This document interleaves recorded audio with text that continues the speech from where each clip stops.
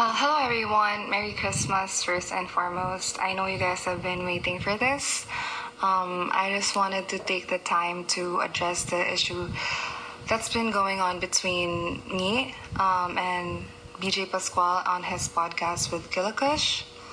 So I'll just get right into it. To start, I messaged BJ on the day that the podcast went live, or I think a few hours after it, because my manager called me about it and had informed me about the video. And my manager also reached out to BJ's manager to talk about it privately, but BJ didn't come back to me until today, December 24.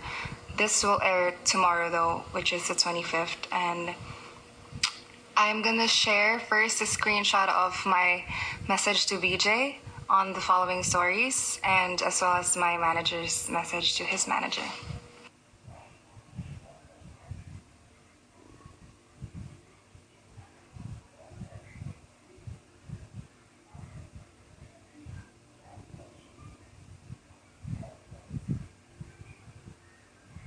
So we reached out to BJ back in May because we really wanted to work with him for my upcoming project, which is the EP that I released. And despite us following up many times and not getting replies for weeks at a time, which I will be posting the screenshots of after this, we were patient and pushed back our deadlines to accommodate BJ's schedule because we knew that he was booked and busy. So I actually had to move my release date because I wanted to respect the fact that he was working and he had a lot of things to do. And as someone who really was a fan and really wanted to work with him, I wanted to adjust my time and my release date instead so that we can really work together for the album art and the shoot. So I'm gonna put in the screenshots of that after this.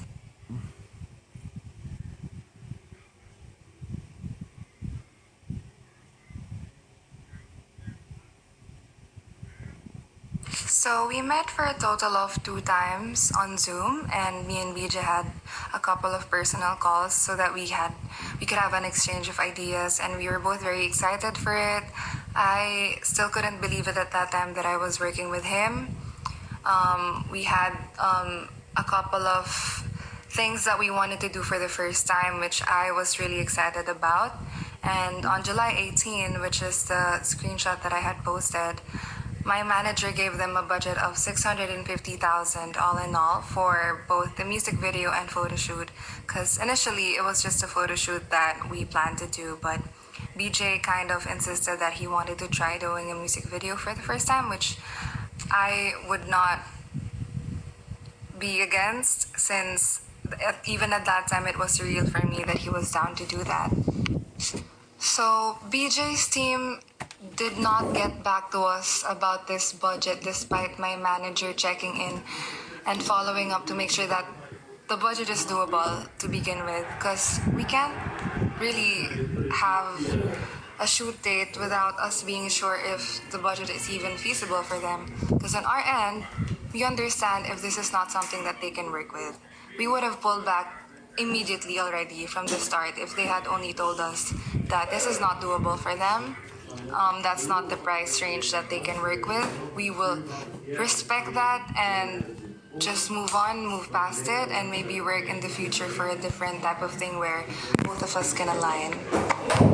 So I posted the screenshot already of this, but they sent us an updated cost sheet of 1.2 million pesos, which is around 3 weeks after we sent our initial budget and kept on following up if it was feasible.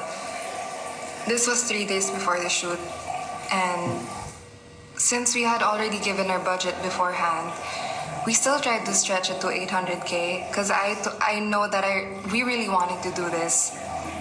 We were thinking of not doing the music video anymore, and we would just stick to 2 layouts.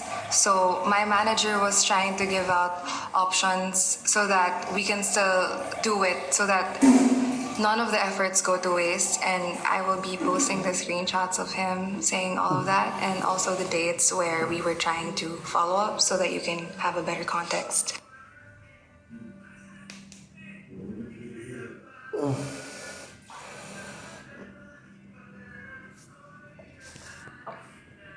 So after stretching the budget to 800,000 pesos, they came back on August 12, 2 days before the shoot, with a revised amount of 1 million pesos.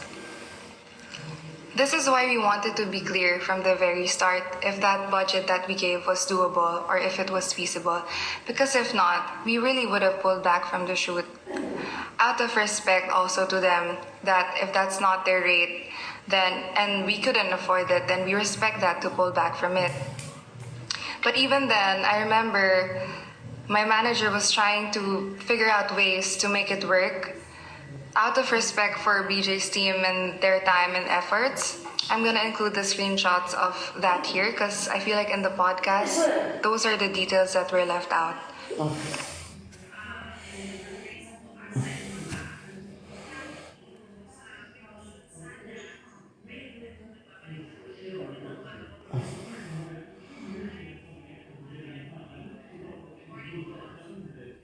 So, I know in the podcast they said that I was the one who canceled on the shoot, but in reality, my manager was still trying to make it work.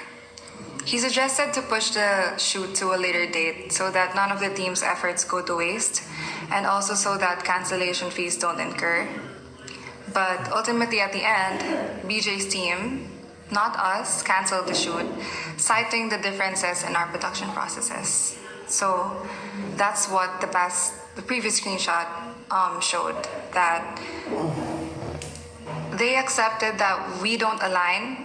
We didn't agree on the production budget. We had set our own budget way ahead of time so that we can confirm it. And they set their own budget way too soon to the deadline of the shoot, which is why it didn't work out. So I had mentioned that BJ replied to me today on the 24th regarding my message, and that's the last thing that I want to share in here because I am fully acknowledging my mistake for not reaching out after this anymore. But it was because I didn't know the extent of his frustrations until everything aired out on social media and it blew off of proportion. It is something that I will take with me as I move forward with work. And this is not to put any more fuel to the fire. It's the first and last time I'm addressing this because BJ and I have discussed that we will talk in person so that we can find real solutions to address this. I will be posting the screenshots of our conversation last and finally put this to rest.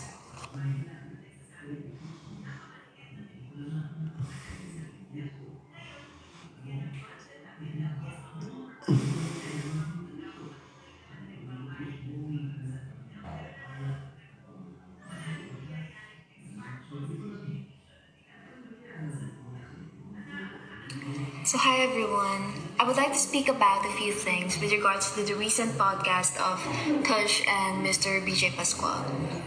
This is about the late attendance, the cancellation, and other than that, how I wanted to express how I truly felt. I've already reached out to Kush in a form of a message sent directly to her about the things I want to say in this video, as I still haven't received any reply from her, and as it seems that she's been online posting videos on TikTok taking accountability for past issues and as well as commenting on people's comments on the TikToks. So for full disclosure, I believe that it's just right for me to speak on this as I was the one present on the actual guesting and I was the one in contact with Kush and her team regarding the guesting. First and foremost, for clarification lang din, the guesting was supposedly scheduled last August 13, Tuesday. But due to unforeseen mental and physical health emergencies, Denise had to cancel. We were able to communicate it directly to Kush, and so she rescheduled the guesting to August 14, Wednesday, day after. What we agreed upon is a solo interview of me, a solo interview of Denise, and the two of us together. On the day of the guesting, she asked us to come 4:30 p.m. because her previous guest was late. We got ready 4 hours before. And I just wanted to clarify because as it seems a lot of people have been pointing out that we didn't look prepared or presentable enough for the podcast. We actually matched the fit of the color scheme of the setup and with our light makeup on prepared.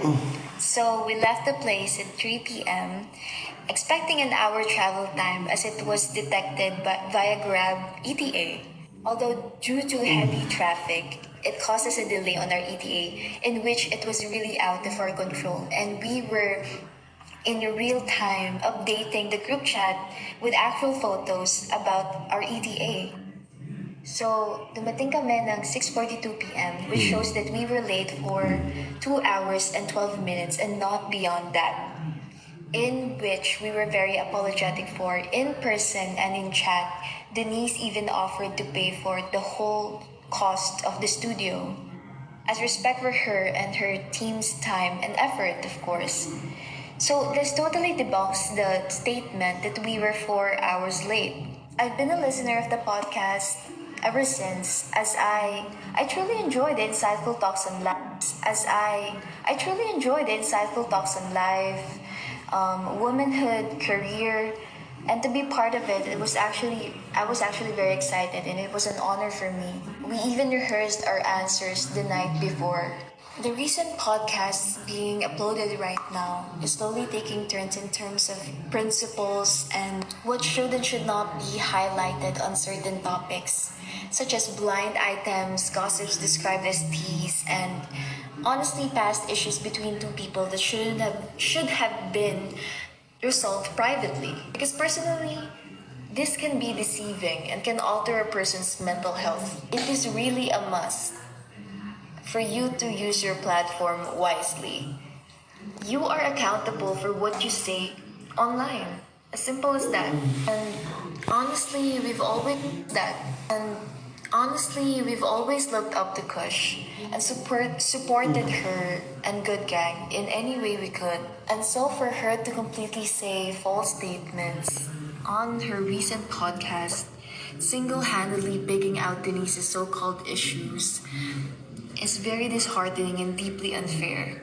Adding to this, it's also baffling how she doesn't solve her own issues in terms of low payment with collaborators and girls she works with for the past years in Good Gang. All of this to say, the purpose of this video is to clarify, address the issue itself. We believe that this situation shouldn't even have been aired out publicly as it seemed very mutually understood on both sides. We are all continuously growing. All of this to say, the purpose of this video is to clarify, address the issue itself. We believe that this situation shouldn't even have been aired out publicly as it seemed very mutually understood on both sides. We are all continuously growing and learning in this industry, not just as creatives, but as human beings, and it's just as important for us to correct each other. I hope this would be the last time that we talk about this in public. I hope I cleared out mine and Denise's side on this. So thank you for taking time to listen.